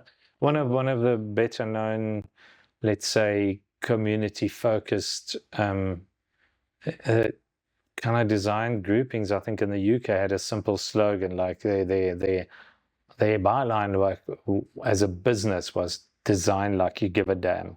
Yeah. So like it's that simple, like give a damn. Okay, that's a strong one. Talking about now, we're talking into the leadership, growth, or the business part of architecture, right? You co-founded one of South Africa's most influential architectural practices, which is Paragon Design. What made you step away from something so established to begin again from scratch? And was there a defining moment that prompted that decision? There's a number of layers. I think it was long enough. It was 24 years and 11 months when I walked out the door. I had to get out for my personal sanity. We weren't getting on as business partners. It's that simple. The average Western style heterosexual couple marriage lasts 11 years. Okay, that's the average track record for marriages. So being in business is very much like a marriage. And if you can't keep the relationships alive, why stay? If I wouldn't have stayed in my marriage if my marriage had deteriorated like that. So I couldn't stay in that business because the relationships had deteriorated. I'm not saying I'm blameless. It takes two to tango. It takes 5 or 7 to tango. We didn't spend enough time working on the relationships, and I had to leave because I couldn't stand it. And I'm not saying it's like I'm part of that fault. By the time I left, it was easy to step away. I really had to get out, and I can say I stuffed it up, but even so, I had to get out. It was just enough. It was great. While it lasted, we built a business from scratch. We were a great partnership in the beginning. We grew it. There were a lot of great things about it. We had a certain kind of success. We supported each other very well. We worked in joint purpose. And at a stage, the things that brought us together is that we were very different and had very different skills. Then with the different skills, we started building a successful business. Then there was a certain period of success where the business worked well. We attracted work. We attracted good people. We started being a good working environment. And then at a stage, the narrative changed to, why aren't we all the same? The narrative changed to, there's only one valid type of client. There's only one valid type of career. There's only one valid way of learning the things that architecture is about. And there it started falling apart and we started fighting. So it's a very ordinary story of a relationship that couldn't be sustained. Yeah. And maybe that's good. Maybe it shouldn't be, maybe it should be like that. But having to walk away, that means you are walking away from some of the reputation that you built, systems and familiarity, right? Yeah. So what aspects of starting a new practice now on your own were unexpectedly difficult? And despite your experience, and also how hard is it to walk away from, something that you have built for so much? What about the the identity that you already presented and built, Look, I mean, we can talk about brand building, and I'm kind of suspicious of the whole branding industry. I think it's kind of quite false and quite evil.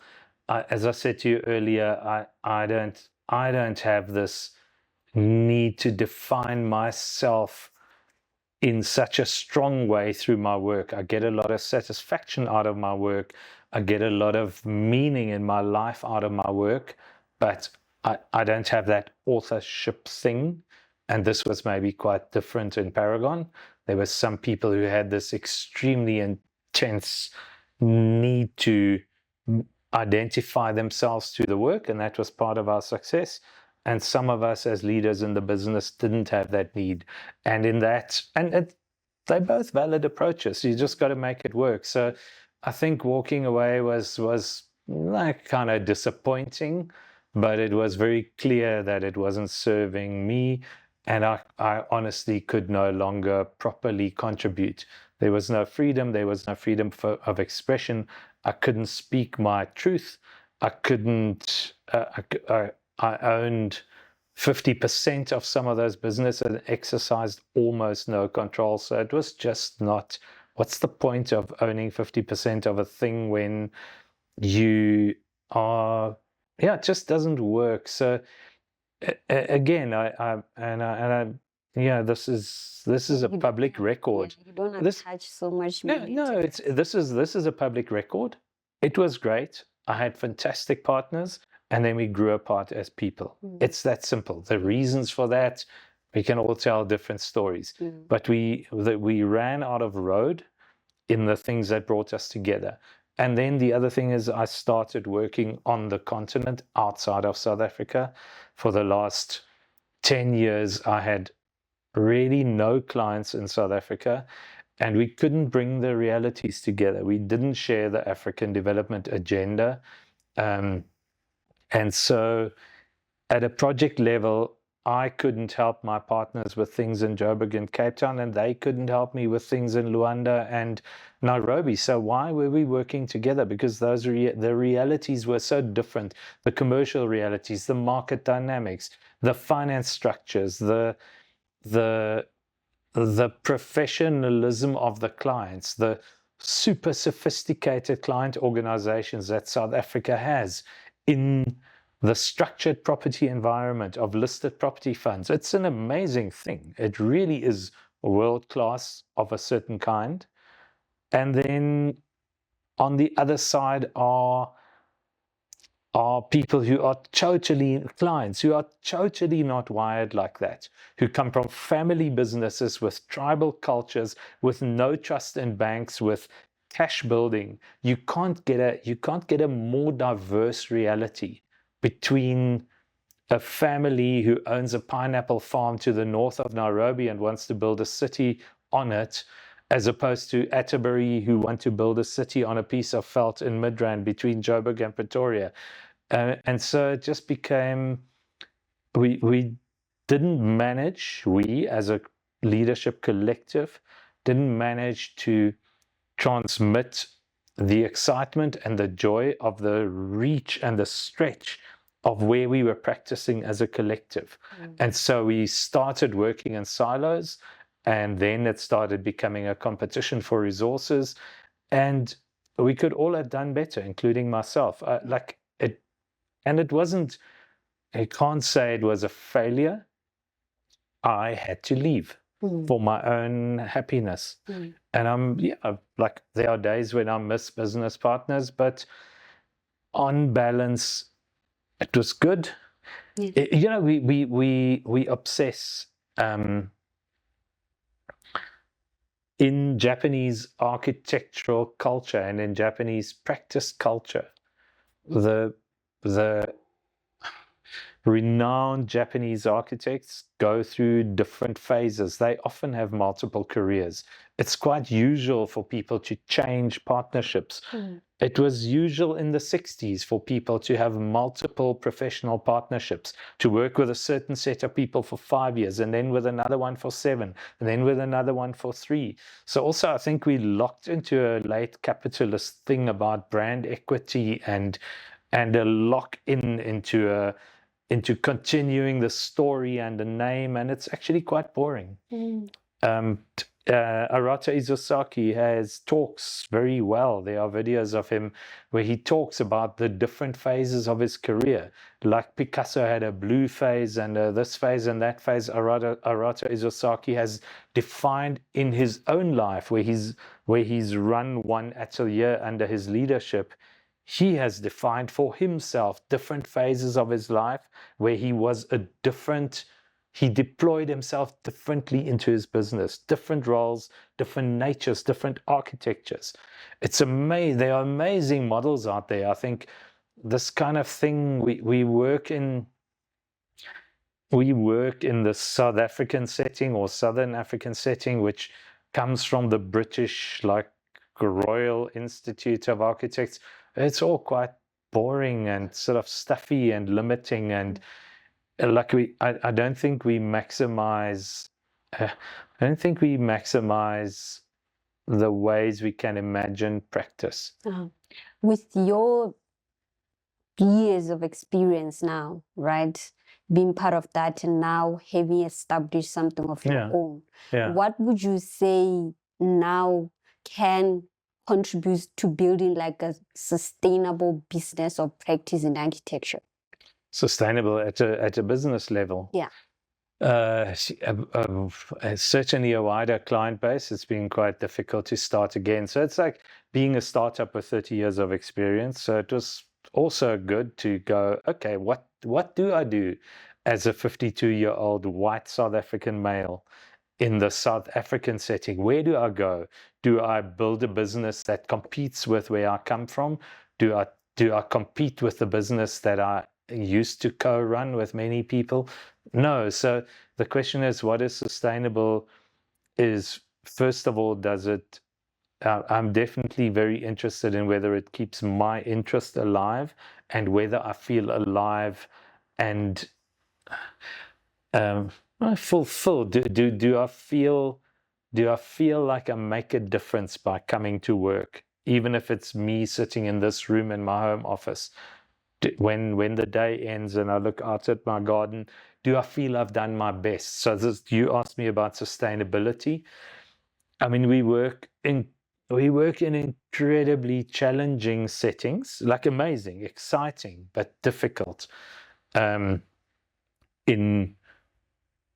Coming from South Africa and having worked in quite a powerful industry and having built quite an influential business, there's a point where you believe that many things are in your reach.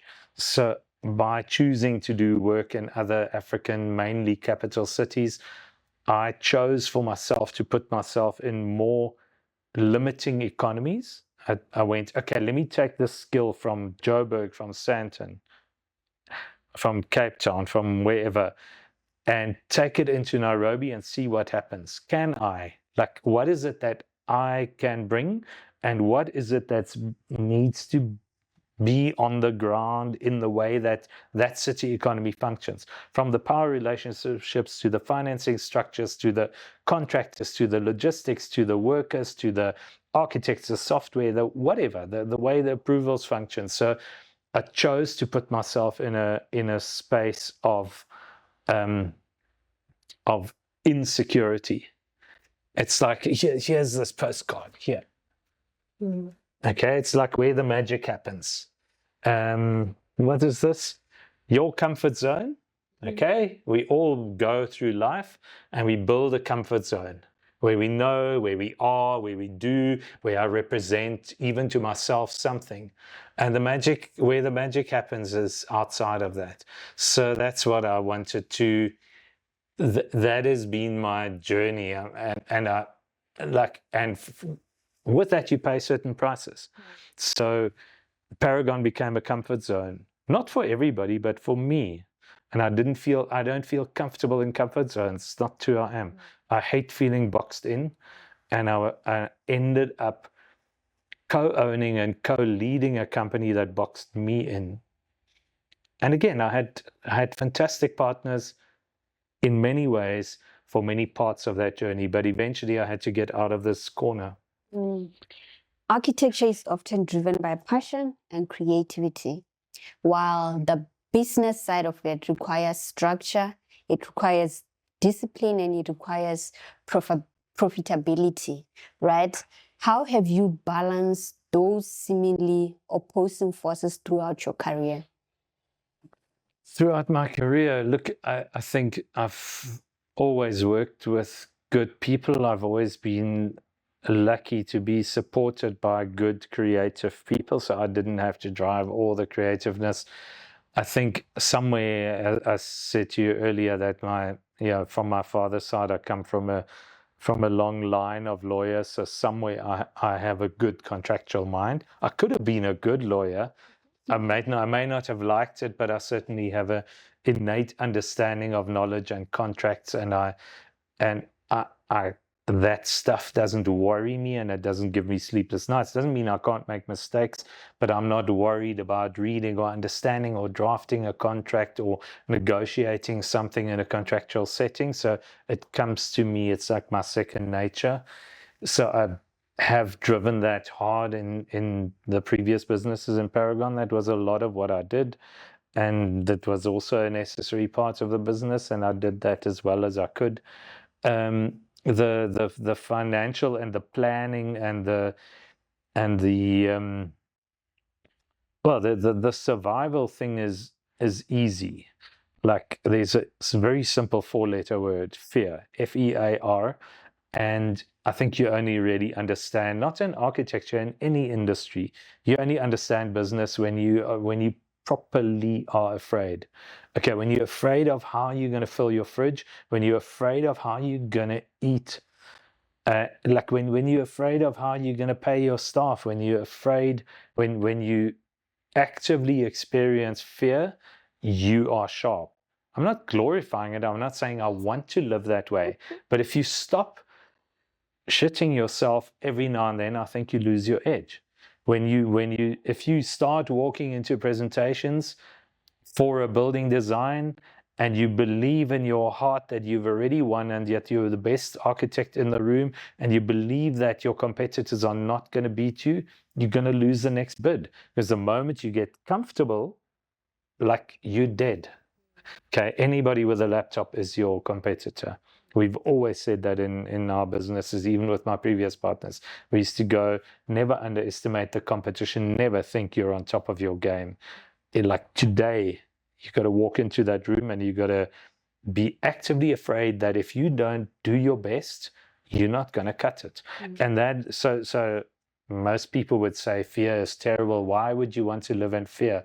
I think fear, the ability to look your own survival in the eye, really makes you sharp and makes you be at your best. I must say, and again, it's many days of my life, my professional life now.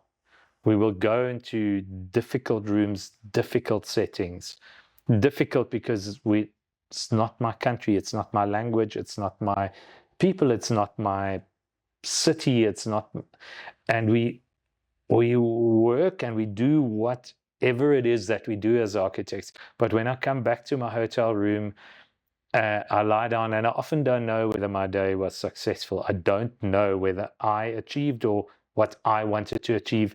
I'm not sure whether I achieved for my client what he or she wanted to achieve. But when I do lie back on my bed, I go, I know that today I tried my best. I used almost all the tools in my toolbox. I deployed myself fully. And if this isn't good enough, it's not for lack of my trying. So at least if it then doesn't happen, or even if I have a failure and I don't get that appointment, I honestly can't be sad. I can go, if this, what I had to do to achieve this game, didn't cut it, then I shouldn't be here. And then I'm happy to get on a plane and go, okay, I wasted my time. I didn't waste my time. I learned something, but I didn't bring home the bacon. So that level of satisfaction is extremely high, and I have that experience often to go, me, Henning, looking only at myself. Of course, I'm supported by a team, but me today, I did my best, and if this best isn't good enough, well then, what? Am I going to become unhappy? No, I'm going to go, I tried my best. And that's all I owe to myself. That's what I owe to my family. That's what I owe to my wife and children, is to say I tried my best. Sometimes it brings home the bacon, sometimes it doesn't. That's okay. Yeah, I think sometimes also the gap that exists is that we have architects who are stuck on having a creative firm and being unable to grow it as a business and scale it beyond just a creative firm to something that is just profitable, grows beyond just being a small thing to, something big. Yeah, look, I mean, I think, again, we can blame our education. We can say, we don't get taught this stuff at varsity. I don't think you can learn this at university. You have to be afraid, and you can't fake fear. You can't project the fear of how to fill your fridge into a third-year student's life. You can go, this is important for you one day, But those students sitting in the room are not going to feel that fear. So some things are left for practice. We can't learn them at university or college or even self-taught. We can't. You can self-taught, you can self-teach yourself photography, but to be in the room on the day doing a job, you can only learn there. There are lots of stories, and one should really write a book, but it would be a proper kiss and tell book. Or you could do a series of blogs to speak to people. And I know from friends and colleagues who have worked in some of the biggest name practices in the world, and to hear from them how utterly dysfunctional those practices still are or used to be. So some of the architect practices in the world are, I mean, I have a friend who worked at David Chipperfield's offices in London. You had to bring your own toilet paper for years because there was just no system in the office that made toilet paper appear in the toilets. And you would carry around a roll of toilet paper because it was all about buildings and design and somewhere maybe even about money. But the joke at David Chipperfield would be, you have to bring your own toilet paper because if you don't bring it, nobody runs a practice there that does this. So again, these are stories I've heard. Rem Koolhaas's office, OMA, really they started working at a global scale, and they had to bring in a real SWAT team of financial people and bean counters and contractual lawyers who had to rescue that practice in mid-flight when Rem Koolhaas was a well-known, internationally famous architect, because the practice was failing and they were bleeding money, and they had to bring in a SWAT team. And these are good stories. They're amazing stories because you can all focus there and then the other stuff doesn't happen. So you have to, when you run a micro practice, 1, 2, 3, 5 people, you do learn this stuff. It's sometimes, I think, when people grow too fast and they're not surrounded by partners. Like in every business, the lawyers talk about this. And you can find it on, there's a lot of, a lawyer in the legal profession, it's quite a common way of thinking about the structuring of a business. People say that if you want to build a sustainable business, you need finders, minders, and grinders. The finders find the work and do the sale and the seduction. The grinders are the people who do the work, the people who do the production, get the drawings out, get things to site on time, make sure it's right. And the minders are the people, the finders get the work, grinders grind the work, get it out. And the minders are the ones who run the systems, the finance, the HR, the thing, the office, the front door, the flowers on the table, the working telephone, the holiday, the leave schedule, and all of them are necessary. And if you run a one-person business, you have to be finder, minder, and grinder. By the time you graduate to 5 people, maybe you can be finder and minder, and 4 people do the grinding. Or you employ somebody to be the minder, and you can be finder and grinder if you love doing detailing. But this thing of, like, you have to have these legs as a minimum. And if you want to grow a sustainable business, you have to have validated roles with proper leaders in all those counters. Unless you are superhuman and you can cover all those bases, but few people can. Business grows too big. So if you don't have minder leaders, grinder leaders, and finder leaders, you're not going to have a sustainable business, because any one of those legs will fail if they don't have leadership and top people.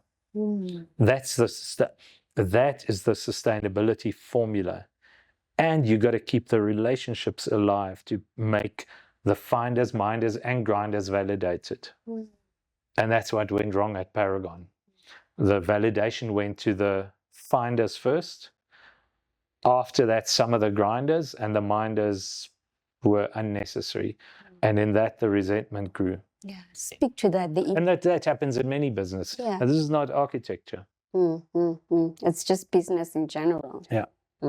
Speak to that, the importance of relationships within, the practice, or even not within the practice, the client relationships, the relationships within the practice, the relationships outside, maybe mentor to mentee within the same, practice and stuff like that.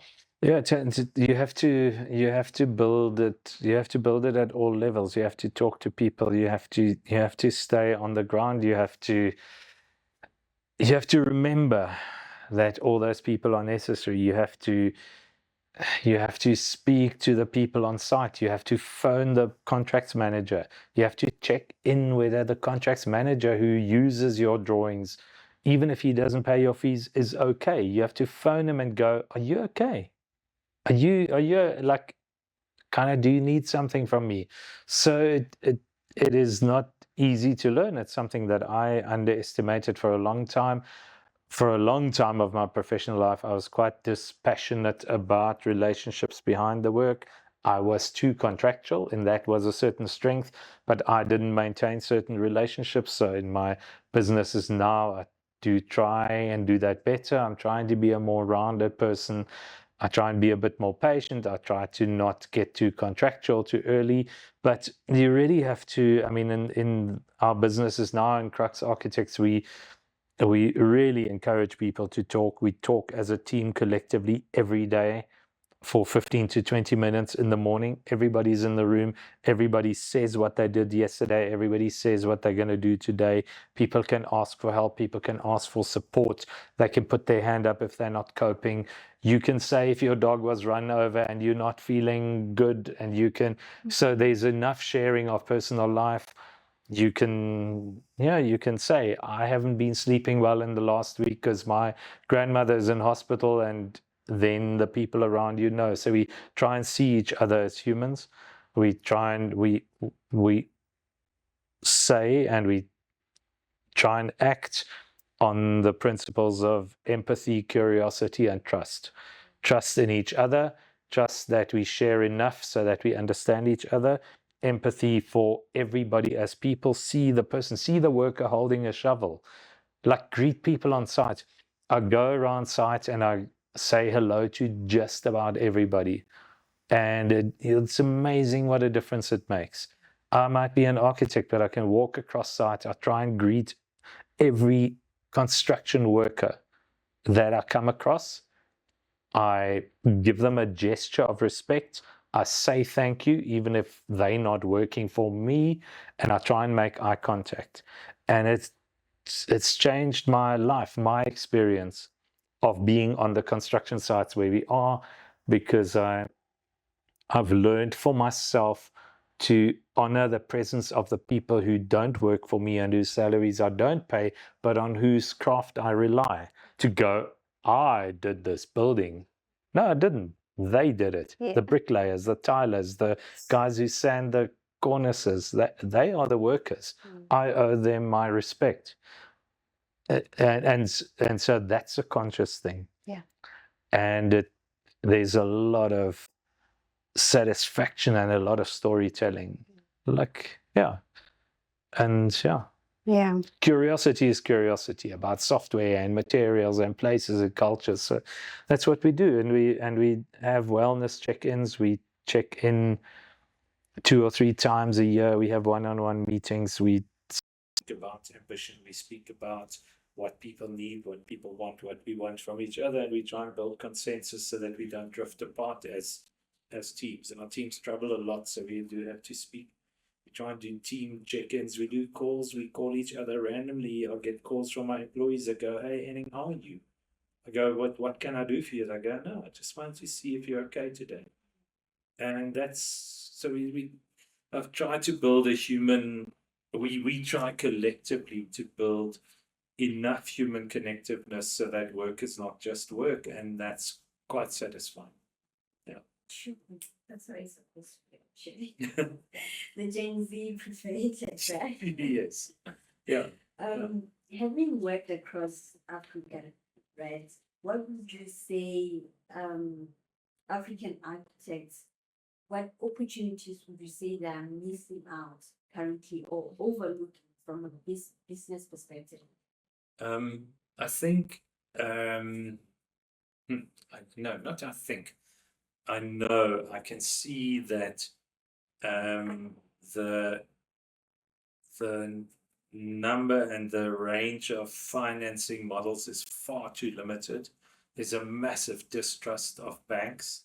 There's a massive distrust of certain kinds of financial tools. I'm talking about clients now.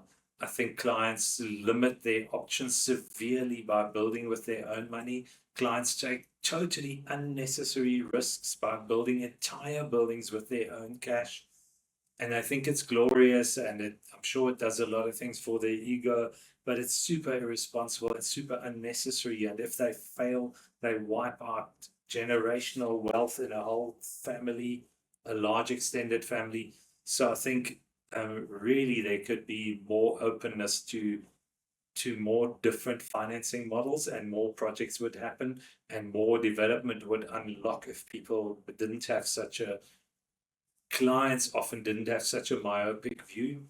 I can see, and like I'm a white guy from South Africa, but I can really see how a singularly constraining, continuing tribal behavior is that people from certain tribal groups will refuse to do business on perfectly viable projects with other tribal groups. And it's not like white tribes don't exist either. There's also white tribes that don't work together. So I'm saying this carefully, but I can see it. I try to bring people together from different backgrounds, and they kind of just shake their head and they think I'm very engaging and it's quite cute, but they tell me that I'm wasting my time trying to bring them into a room.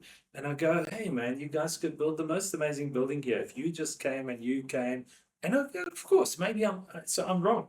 But I really see lots of lost opportunities because people like to work in comfort zones.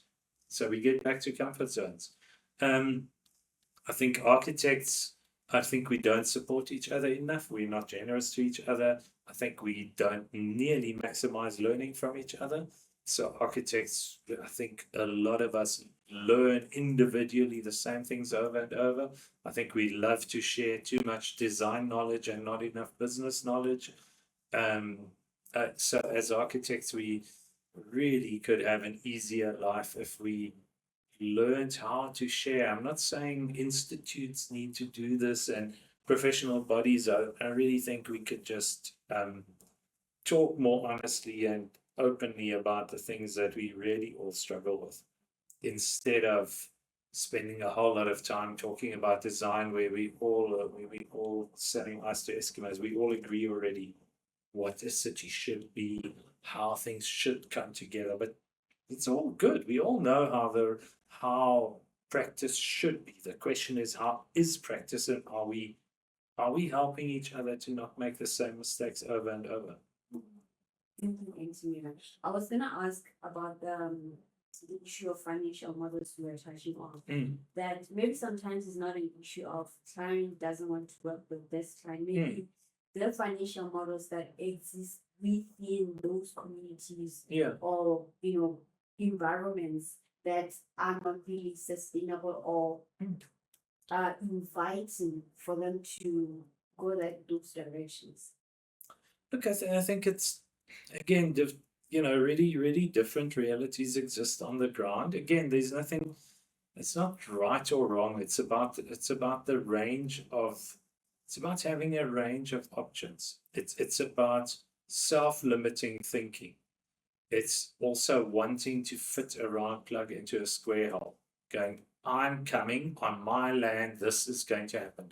I've seen, I don't know how many projects fail coming from South Africa, which has a highly structured, private, commercial, mostly stock exchange financed, so arm's length money, nobody's money, dispassionate investors, faceless, but we deploy money into projects successfully as a collective.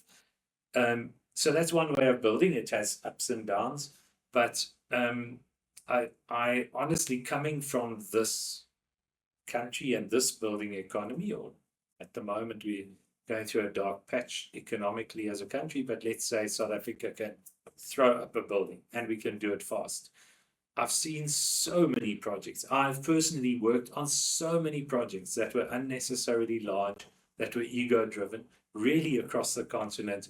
There are too many men with too much ego who want to build this big thing.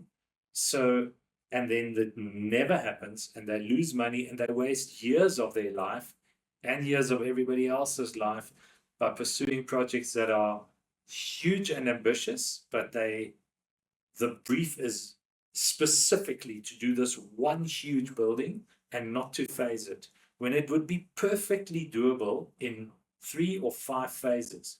But I honestly have sat in so many client rooms in so many different countries on this continent, pleading and getting into a room where clients want to do big projects, and me going, can we please phase this? And please do yourself a favor, not me, do yourself a favor. Can we build this in 3 phases, in 5 phases? Start with $10 million. Do that. And while you're busy with that first phase, and when you're making money, you can get a finance partner. Get multiple finance partners. Let's build this in 5 phases over 8 years. Only for these, without fail, male clients going, Henning, don't you come to my city?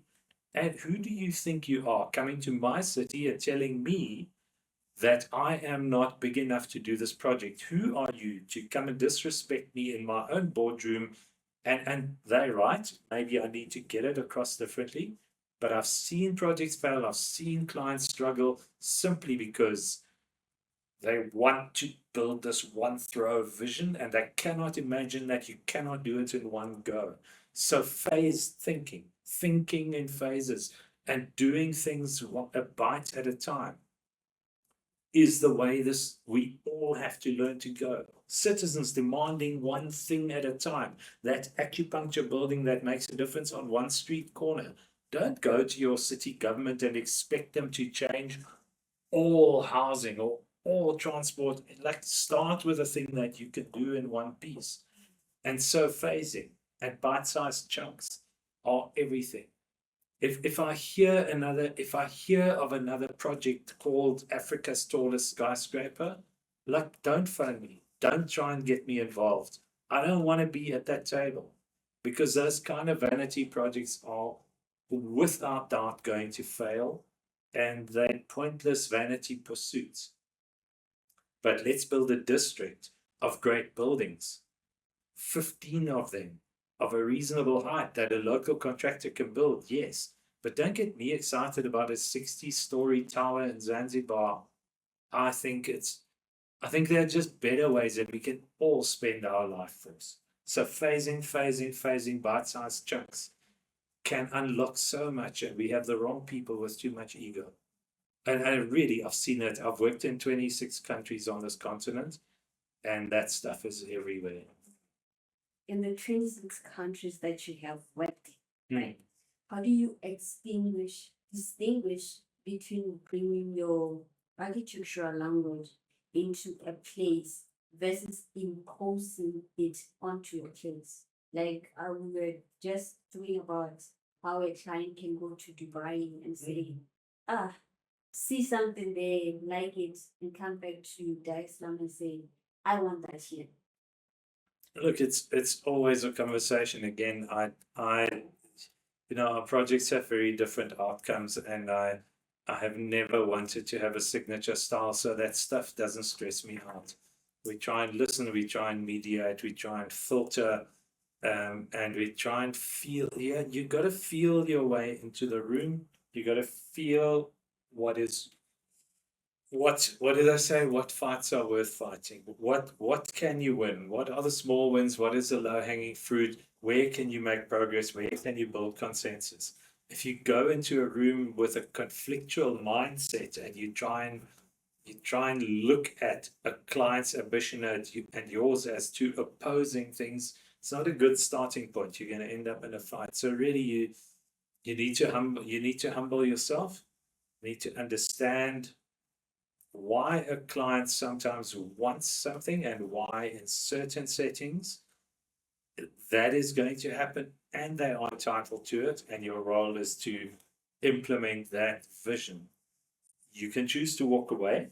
Nobody puts a gun to your head. So also, if you stay in the room, don't go and later on throw tomatoes and eggs at your client and call them bad. You stayed in the room. So if you stay in the room, stop talking about what the project should have been and what the client should have done, because if it compromised your ethical and moral and architectural values, walk away. You don't have to be there. Find something else to fill your fridge. So also, like, smell the room and then join your client, and don't carp in the background about what coulda, shoulda, would have, if only. Like, life's too short. Like, then you're, quite frankly, an asshole.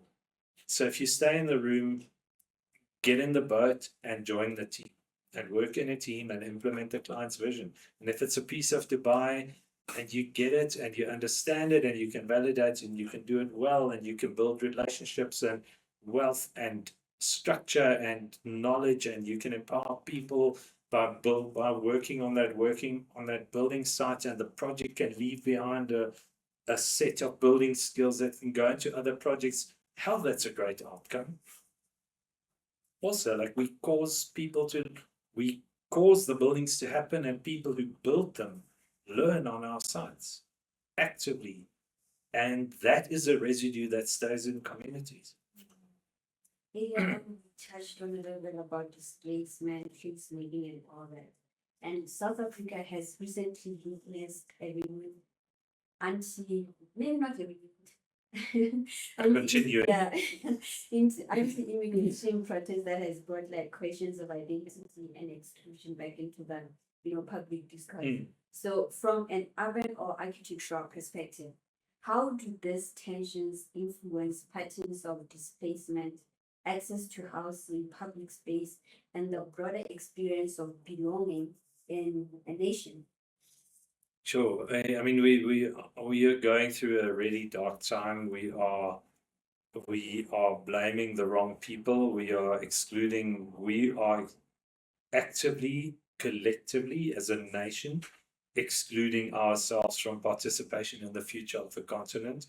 If we continue doing this, we're going to regret it. So right now, South Africa, which has only just learned to connect itself to the continent that it's always been part of, is busy cutting itself off. I think we are shooting ourselves in the foot as a nation. We know why foreigners are being blamed, because it's easier than to blame a failing government. So we are, at the moment in this country, re-entrenching patterns of division and separation, and we're going backwards. As an architect, what does it mean? I think we already live in let me call it South Africa has properly unequal cities, and we live in fortified environments. And at the privileged level, we're becoming a militarized society, and at a less privileged level, we're becoming a society where people live in active fear. So none of this is good. Speaking as a person from Joburg, which was founded, its very existence comes from wealth lying just under the ground and people rushing from all over the world. In Johannesburg, it is super perverse to drive these divisionary tactics, because if there's one city that should take a stance and say everybody is always welcome, it's Joburg, which was built by people from all over the world, black, white, Irish, Indian, wherever they came from shovel holders to capitalists. Okay, they all came. We are all visitors here. So if you live in Joburg, or if you were born here, and if you have the audacity to say that people from another place don't belong here, you don't belong in this city. So as a citizen of Joburg, I think what's happening is horrendous, and we're going to regret it. It's unnecessary, it's uncalled for, it's disrespectful, and it's ungrateful. In other cities that might be slightly different, but in Joburg this is unforgivable. And we only making we are going back to monocultural thinking. Because after the foreigners have been partially or totally swept out, the next wave is going to be going back to apartheid living, because certain cultural groups in this country are going to define certain precincts as their own. And the tribal spectre that sits behind this is the real danger. And there are outside forces outside of this country that want to undermine and dissolve the unity of South Africa and split us into apartheid-like tribal communities. There is a project to make South Africa's the Mandela Rainbow Nation fail, and to prove to the world that we can't coexist. And it's not that difficult to guess in the current geopolitics who has an interest in making South Africa's coexistence between different nations, tribal nations, fail. It is people who are struggling to keep their nation, to bring different nations together. So this is a dark time that we're going through, and South Africa has chosen a certain path, and part of this division and expulsion of so-called foreigners, so-called illegal foreigners, is partially out of anger, partially out of populist agendas that are being driven, partially as a buttering up of the failures of our government, and certainly partially driven by foreign interests. There's no doubt about it. It wouldn't be so sustained if there wasn't a program behind it.